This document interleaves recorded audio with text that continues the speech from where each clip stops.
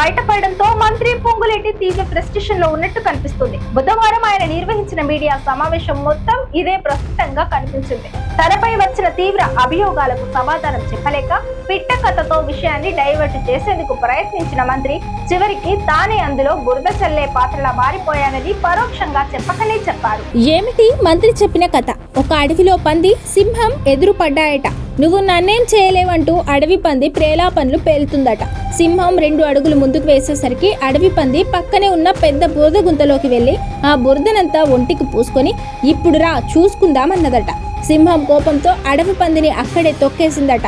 ఇది మంత్రి కహాని. అడ్డంగా దొరికిపోయి అడ్డగోలు మాటలు, అడవి పంది కథలు. వట్టినాగులపల్లి కొత్వాల్గూడలో భూముల ఆక్రమణ బురద అంటించుకొని దాన్ని నాదర్గూల్లోనూ ఒంటికి రాసుకుని బోర్డులపైన రాసింది ఎవరు? బోర్డులు తిప్పేసింది ఎవరు? తమ పొలాల్లోకి చొరబడి తమ భూముల్ని మెక్కుతున్న ఆ పంది గురించి నాదర్గూల్లో రైతులు ఆందోళన చేస్తున్నారు.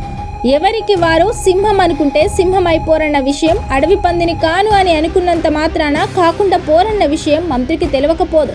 రాఘవకు తనకు సంబంధం లేదంటూనే ఆ కంపెనీ తరపున వకాల్తా పుచ్చుకొని మాట్లాడుతున్న మంత్రి సచ్చీలత ఇటీవల అసెంబ్లీ సాక్షిగా కాంగ్రెస్ ప్రభుత్వమే బయటపెట్టింది. రాఘవ కంపెనీ అక్రమాలపై సిబిసిఐడి విచారణకు ముఖ్యమంత్రి ఎందుకు ఆదేశించారు? పొంగులేటి చెప్తున్న అడవి పంది ప్రభుత్వంలోనే తిరుగాడుతున్నట్టుంది. బీఆర్ఎస్ ఆయన అవినీతిని బయట పెడితే దానికి వివరణ ఇచ్చుకునేందుకు మీడియా ముందుకు వచ్చి సహచర మంత్రులపైన అవినీతి ఆరోపణలు వచ్చాయని గుర్తు చేసి మరీ తన కేబినెట్ కు బురద అంటించిందెవరు? ఉప ముఖ్యమంత్రి బట్టి విక్రమార్కపై నన్ని కోల్ బ్లాక్ ఆరోపణలు చేసింది బీఆర్ఎస్ కాదు, ప్రభుత్వ అనుకూల మీడియా. ఆ బురద అందించే కార్యక్రమం ప్రభుత్వంలోని వారే ఎలా నడుపుతున్నారో నేరుగా బట్టి విక్రమార్కే మీడియా ముందు ఆవేదన వ్యక్తం చేసింది చూసా. అదంతా బీఆర్ఎస్ పనే అన్నట్టు పొంగులేటి మాట్లాడడం చూస్తుంటే నిజమేంటో కూడా తెలుసుకోలేని ఆయన ఫ్రస్ట్రేషన్ నవ్వు తెప్పిస్తుంది.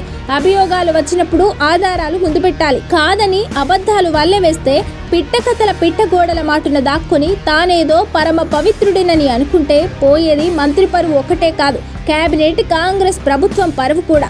రాజుగారి దేవత వస్త్రాల కథ కథలు చెప్పే మంత్రికి తెలియదా?